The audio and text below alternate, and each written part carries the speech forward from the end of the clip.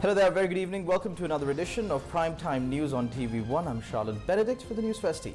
And I'm Kirani Karunaratna. Before we head on to your stories in detail, first your headlines.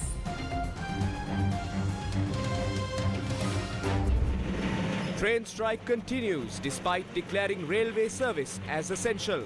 84 striking workers warned with termination if they don't report to work.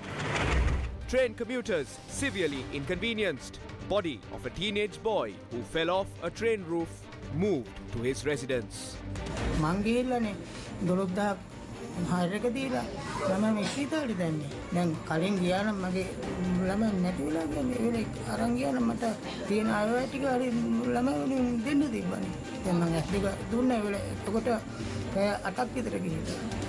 Gotabe returning to politics is a joke, says SLPP's SM Chandrasena. Morotu University students in talks with UGC.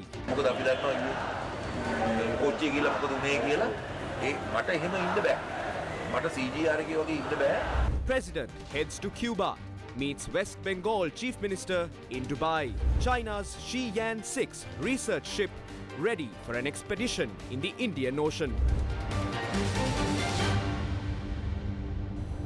Taking a look at those stories in detail now. Railway operations were crippled as the Locomotive Operating Engineers Association continued with their strike action despite railway services being declared as essential. At the same time, the Minister of Transport has secured 500,000 rupees as compensation for the family of the teenage boy who died under tragic circumstances. 18-year-old Dinith Induvara was travelling on a roof of a Colombo-bound train, and moments after this footage was captured on a mobile phone in Ragama, he fell off the train after colliding with the roof at the Horape railway station. The lifeless body of Dinith Induvara, who left home in his father's three-wheeler to attend a plumbing course offered by a technical institute in Moratua, returned to his home almost 24 hours later. Dinith Induvara, a resident of Moragoda, Gampaha, was a brother to two sisters and always worked to support his family. As the only boy in the family, he also worked in a garage during the weekends while engaged in higher studies with high expectations. Due to the strike, the train scheduled for 6:05 that fateful morning was delayed. As he wanted to head to Colombo, Dinith Induvara had decided to get on the roof of the train in order to somehow make the journey. According to his father, he had also borrowed 300 rupees to travel from Fort. Induvara met with the tragedy in Horape, and his lifeless body was handed over to the Hunupitia railway station before the train recommenced its journey to Colombo.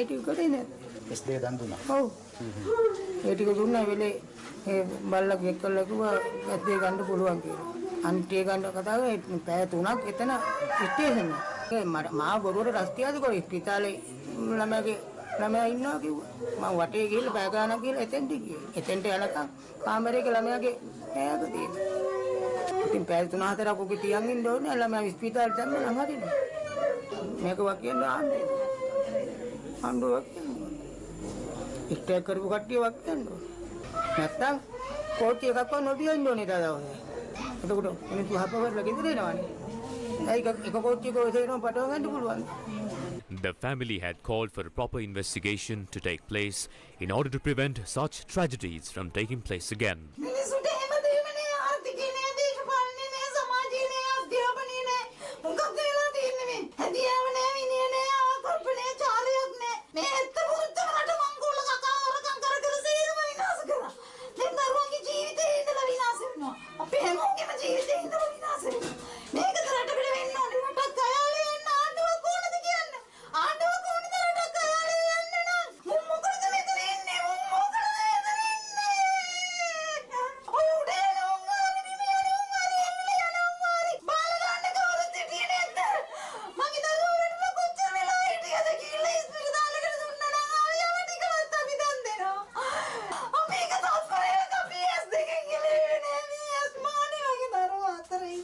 The Minister of Transport, with cabinet approval, has decided to provide 500,000 rupees as compensation to the family of the deceased. Although comments are expressed on the need for an investigation, there appears to be no concrete steps being taken to conduct such an inquiry. Hours after the media briefing to announce cabinet decisions, Sri Lanka's president declared the railway service as an essential service.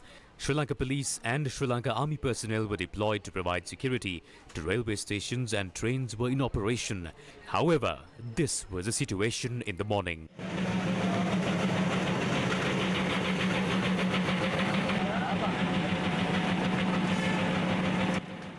Though there was no one on the roof of any moving train, there were scores of passengers on the train engines and footboards. මිනිස්සුන්ගේ ජීවිත බිල්ලට අරගෙන උන්ගේ අයිතිවාසිකම් දිනා ගන්න උන් කරන්නේ නැති කළා දාන්න. තමයි දේශීය පමයින් ගලා මොකක් හරි තීන එකට එන්න ඕන. බලන්න දැන් අපි දෙකී ඊට මෙතෙන්ට ආවේ. තාම කෝච්චියක් නැහැ. සීසන් එක අරගෙන පළවෙනිදා ඉඳන් හරියට කෝච්චිය එකේ නැහැ දවස් 5ක් 6ක්. මේ මගී ජනතාව මේ ඔක්කොම එක්කව වෙලා උන්ට විරුද්ධව නීති මගින් කටයුතු කරන්න ඕනේ. නැතු උන්ගේ විතරක් බඩ වඩාගෙන හරියන්නේ නැහනේ. Sri Lanka Railways had taken measures to operate 12 trains along the coastal line, 15 trains along the main line, 4 trains along the Kalani Valley line and another 4 trains on the Chilaw line to Colombo in the morning. This was the situation at the Ragama railway station in the morning.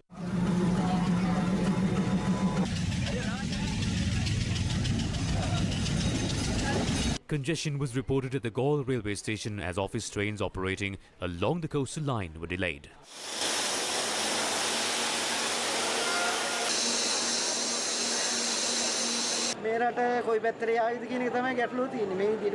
Several trains that were to operate from Panadura to Mardana in the morning were cancelled and the passengers were severely inconvenienced.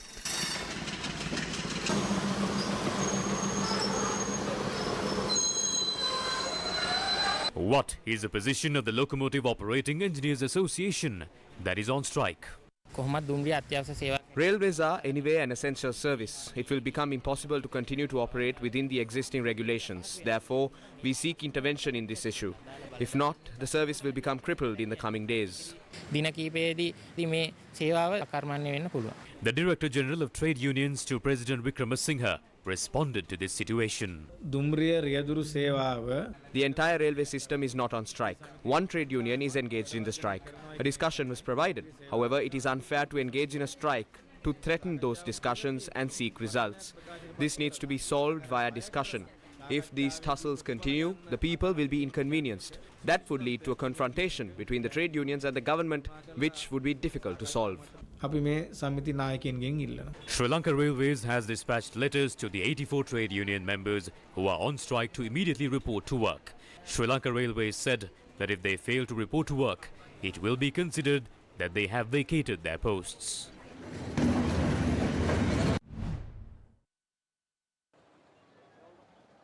The Ministerial Subcommittee on the Public Service Recruitment Process, led by the Prime Minister, met to discuss the issues in Sri Lanka Railways. Transport Minister Bandula Gunawardena, who attended the meeting, said that the issues highlighted by those engaged in the strike could be solved within 2 weeks. However, the relevant trade unions had not attended the meeting. The minister had earlier extended an invitation to the state unions to attend this meeting by abandoning the strike. State Minister Diana Gamage issued a warning to the striking trade unions during a media briefing. Trade unions have become a curse to Sri Lanka. They always try to sacrifice the people and secure their rights. They must end this facade immediately. If I were the President or the Transport Minister, I would have fired them. We cannot develop countries in this manner. There is a political force behind this move. That is why we must privatize this service, and I stand with the President. Let them struggle and do whatever. But we must move forward. The chairman of the University Grants Commission, Senior Professor Sampath Amaratunga, says that if someone is protesting opposite the UGC, he is responsible for those who are engaged in the protest. He made these remarks during a discussion held with engineering faculty students. Virtual university students protested opposite the University Grants Commission, seeking solutions to the issues that have arisen over the enrollment of students at the university based on the GCE Advanced Level Z school. The security around the commission was tightened and anti-riot personnel were also called in.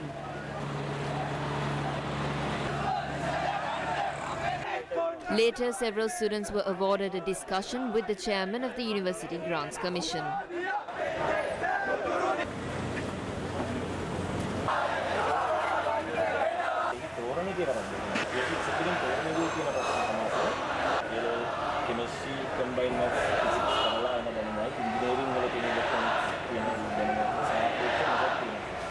පෞද්ගලික අදහස හොඳ පීඨ මට්ටමේ හොඳ සාකච්ඡා.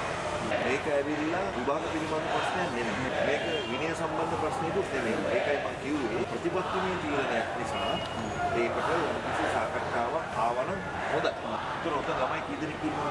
තමයි ගන්න නිකන්. ඕගොල්ලන්ට මේ අතනට ඇවිල්ලා වාඩි වෙන්න.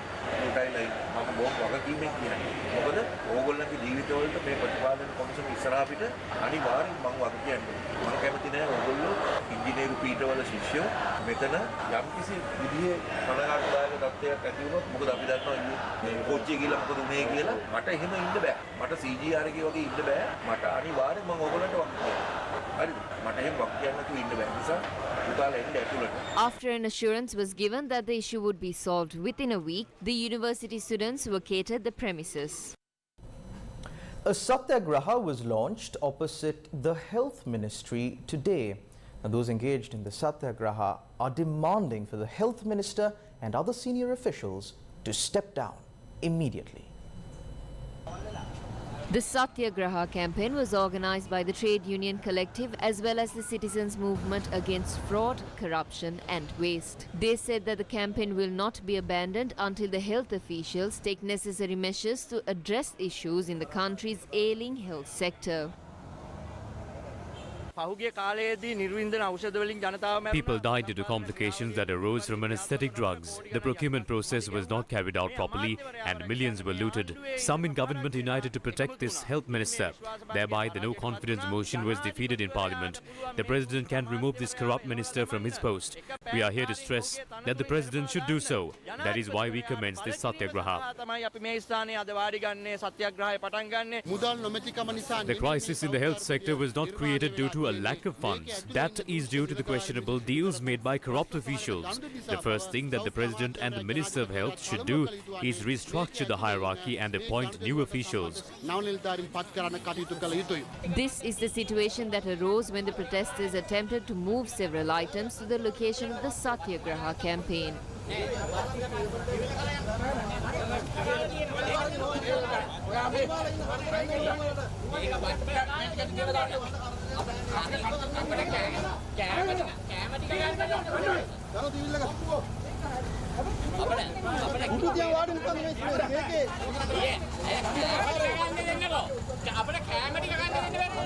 A group of representatives of the Samagijana Balavege visited the site later in the day and produced a list of names of parliamentarians who voted against the no-confidence motion moved against the country's health minister.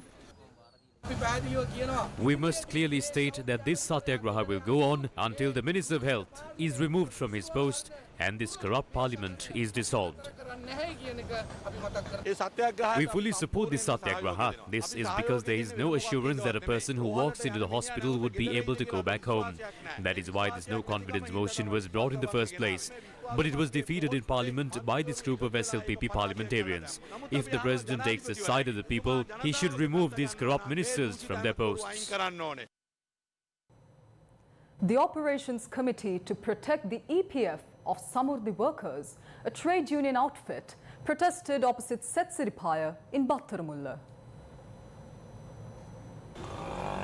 The Operations Committee to Protect the EPF of Samudi Workers protested opposite the Setsiripaya, demanding the government bow down to the decisions of the court, end the looting of the EPF and prepare a proper process for recruitment and promotions in the Samudi sector. They also called on the government to cease attempts to end the Samudi via the Aswasuma program. Sri Lanka police and water cannon trucks were stationed in the area, yet the protesters decided to engage in a march.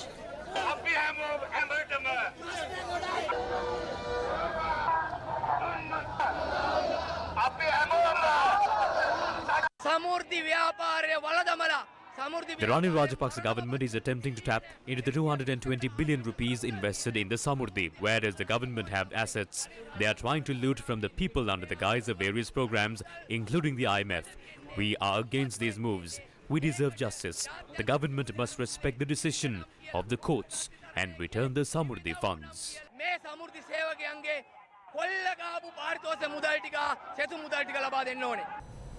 Sri Lankan President Ranil Wickremesinghe has left for a tour of Cuba and the United States of America to attend the Group of 77 or G7 summit in Havana and the United Nations General Assembly in New York.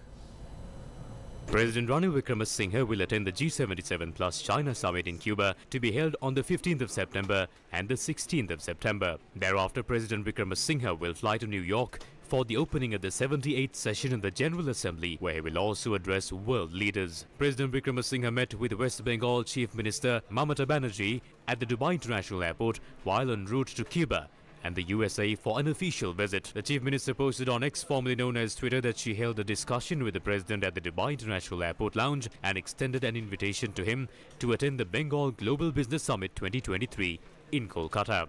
President Ranil Wickremesinghe appointed several acting ministers to oversee the ministries under his purview during his overseas engagement.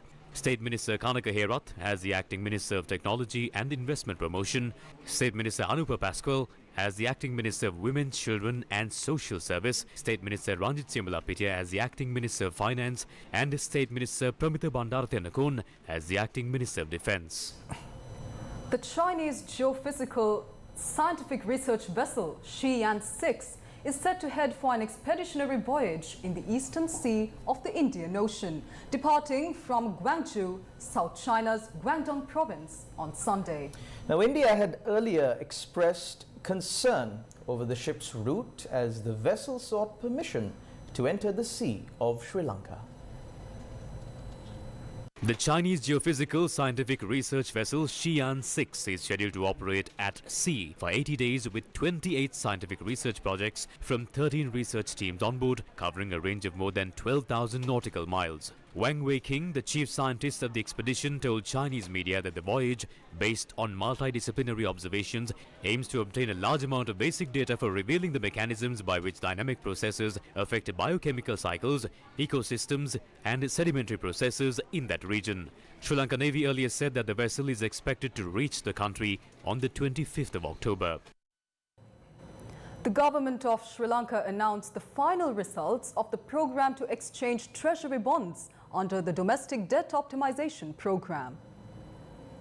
The Finance Ministry said that the percentage of the aggregate outstanding principal amount of eligible bonds for which valid offers have been accepted by the Republic is 37%. It added that the percentage of the aggregate outstanding principal amount of eligible bonds held by superannuation funds as of the end of June 2023, for which valid offers have been accepted by the Republic, is approximately 84%. Pursuant to the terms of the invitation to exchange, the Republic had determined that the settlement date for the invitation to exchange shall be the 14th of September 2023.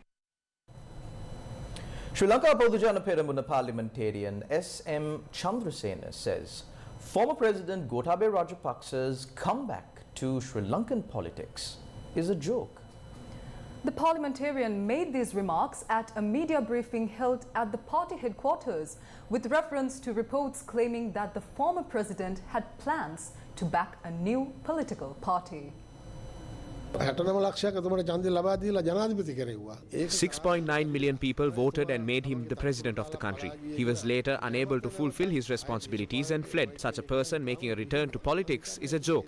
I do not know if such a situation would actually arise. He left in a respectful manner without killing anyone, and he has our respect for that. However, we do not see the point of him returning to politics. He fulfilled his responsibilities as the country's Defence Secretary and Secretary to the Ministry of Urban Development. However, he was unable to fulfill his duties as the country's president. That is the truth.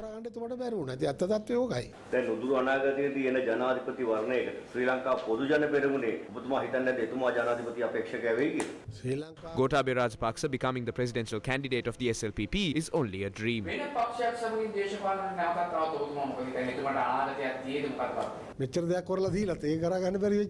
Does he even have time to form a small political party? these are all just rumours.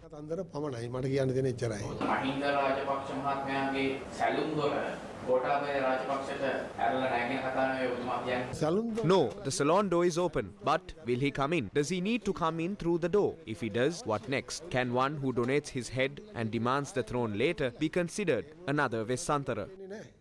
The Daily Mirror reported that Gotabaya Rajapaksa is reportedly backing the Maubima Janata Party, which was recently purchased by his close aide Dilit Jayavira. It reported that the party is also now open to accepting new members, and it is learned that a hunt is on for educated individuals, an attempt similar to Rajapaksa's Viatmaga. Businessman Dilit Jayavira responded to this via a Facebook post. He had stated in the post that it is wrong to assume that all transactions in this world are associated with money. Dilit Jayavira also stated that Dr. Hemukumara Nanayakara decided to give top posts of the Maubima Janata Party to himself and a relatively younger group of individuals with the unanimous agreement of the party's senior and educated board.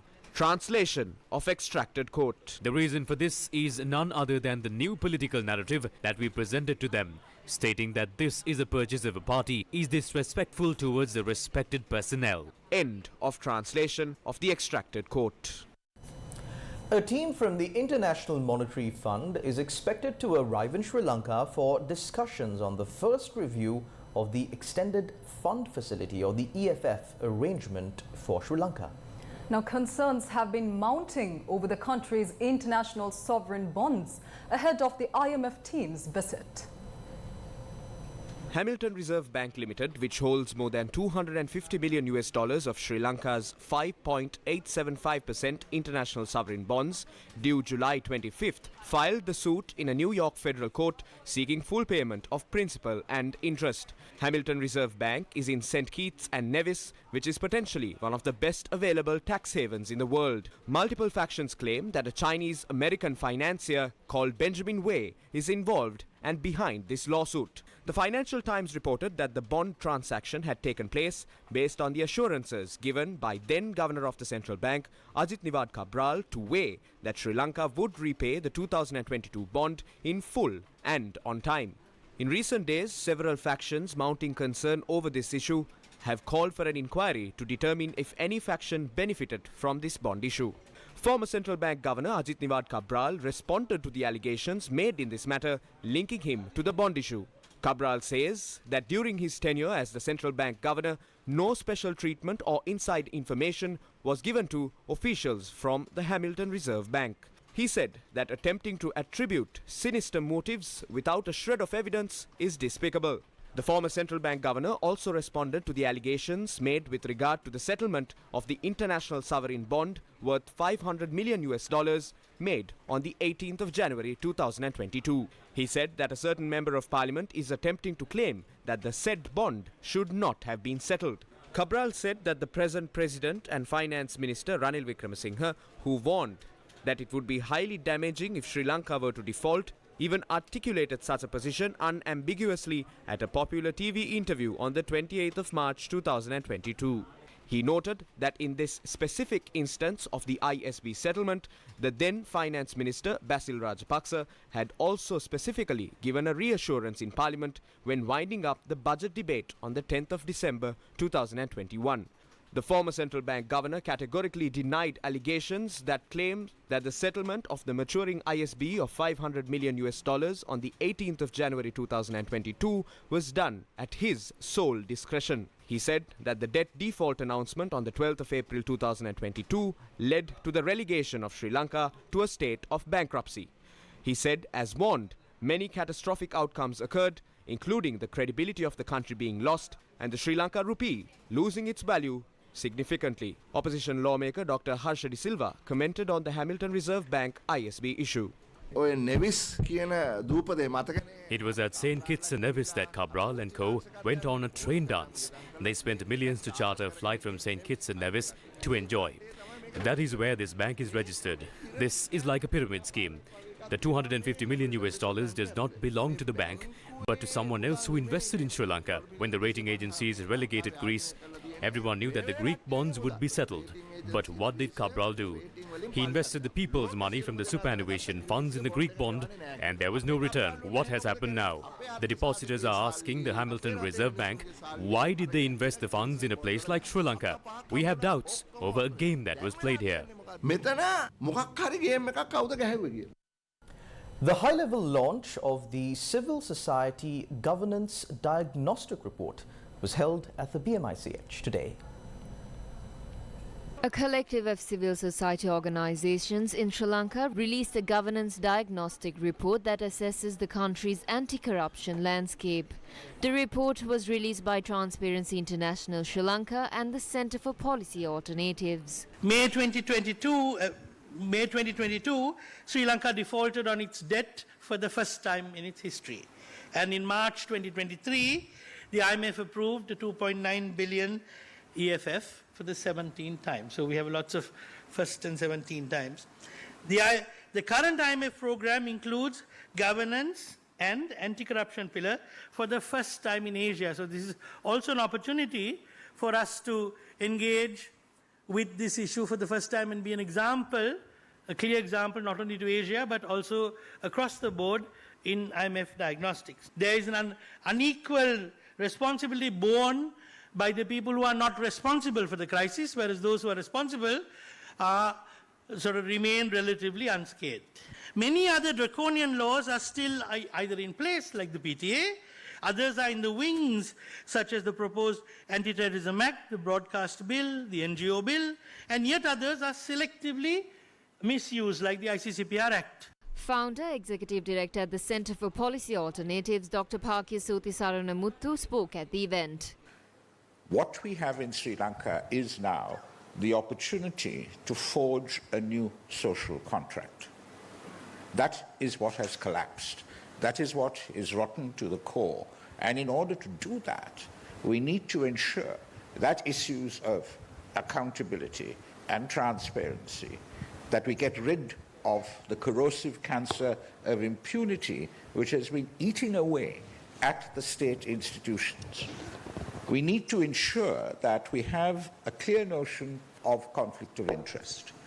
We need to ensure that there is a difference between a state institution and a government institution.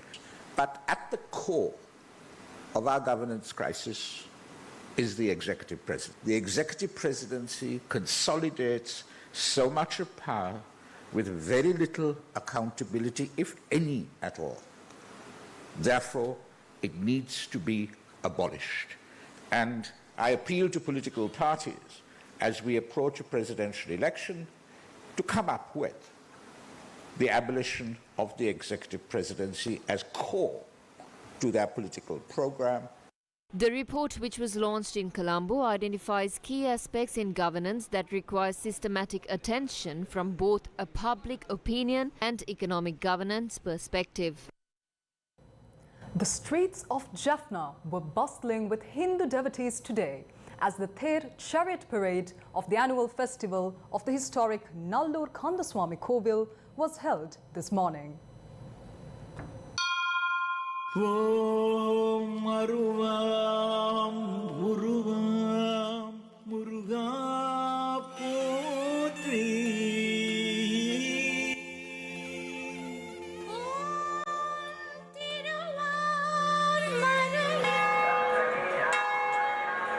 Prior to the commencement of the parade, the historic bell was rung in keeping with tradition. The Kandaswami statue was then placed on the decorated chariot. Thereafter, the chariot paraded the streets amidst the veneration of thousands of Hindu devotees. A contingent, including senior advisor to the president, Sagala Ratnayaka, was present at the grand occasion. The Ther parade, which is widely regarded as the highlight of the annual festival of the Nil Kandaswami Kovil, was telecast live on Sri Lanka's premier Tamil language television channel, Shakti TV.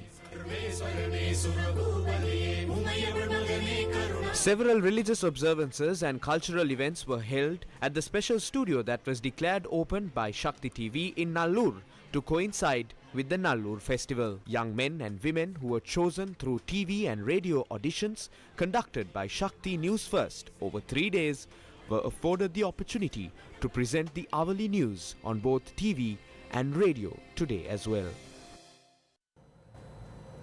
LOLC Divisavia is a program initiated to support Sri Lanka's school students. Following the successful completion of its first leg, the program is currently in its second leg. The second leg of the LOLC Divisavia program aims to provide school books and stationery to government schools with less than 100 students for an entire year. The LOLC Divisavia program is taking place to support the Sri Lankan student population, and the second leg of the program aims to provide school books and stationery free for 1 year for government schools with less than 100 students. This worthy initiative is a collaboration between the LOLC group and the Ministry of Education. The LOLC Divisavia program distributed school books and stationery to students from the Koppei Mahavidyalaya, Koppei South Roman Catholic Mixed Vidyalaya, Koppei South Kandavel Tamil Mixed Vidyalaya, Pattur Methodist Mission Tamil Vidyalaya and the Putkaladi Sri Vishnu Vidyalaya at the Jaffna Zonal Education Office. Parents of the students who benefit from the program said that the donations would enable their children to engage in their studies without any issues. The LOLC Divisavia program will continue to create a bright future for the country's student population. The Back to Faculty launch event of the Management Faculty of the Colombo University and the press conference to announce the event took place in Colombo. The Back to Faculty event, organized by the alumni of the Faculty of Management and Finance of the University of Colombo, is happening on the 23rd of September 2023. This event aims to bring back and reunite almost 15,000 past graduate students of the faculty. There are about 2,600 students in the Faculty of Management and Finance. So we approximately estimate around 16,000 students pass out from this faculty, and they are in the corporate world, academia, other countries, the leading businesses. Some are CEOs, some are recognized public servants. So therefore, we thought that it is the time we have to link the faculty with alumni more closely. So therefore, I believe that is a very important event. So inviting all the past graduates to the faculty and discuss about the future development and how the contribution they can make in various forms, and of course how the faculty can contribute for their development as well. So when we are facing a crisis or any challenge all the time, we need to change and adopt the innovative technologies, methods of doing. So I believe that this Back to Faculty will be a very good innovation and the change of the faculty in future, and the university also will be benefited, and the corporate world also, and the society also will be benefited because of our networking and the relationship strength. The event is being organized for the first time ever by the Faculty of Management and Finance of the university.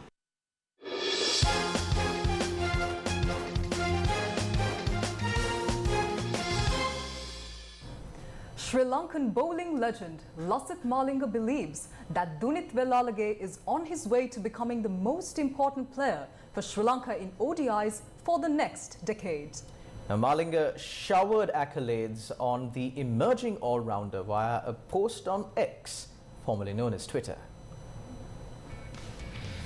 The diminutive frame of 20-year-old Dunith Velalage was carrying the hopes of a near-capacity crowd at the R. Premadasa Stadium in Colombo with the bat. Earlier, with the ball, he had injected that belief by demolishing the Indian batting to become the youngest Sri Lankan to pick a 5-wicket haul. His spell of 5 for 40 included the scalps of Shubman Gill, Virat Kohli, Rohit Sharma, KL Rahul and Hardik Pandya. He not only reduced India to 172 for 6, but also had an appetite for a fight lifting Sri Lanka from 99 for 6 to an almost match-winning position with an unbeaten 46 ball 42. Lasith Malinga was mighty impressed with Velalage and predicted the young spinner to have a bright future. Malinga believes Velalage is on his way to becoming the most important player for Sri Lanka in ODIs over the next decade. Velalage was named the captain of the under-19 Sri Lanka team in October 2021, making his captaincy debut against Bangladesh,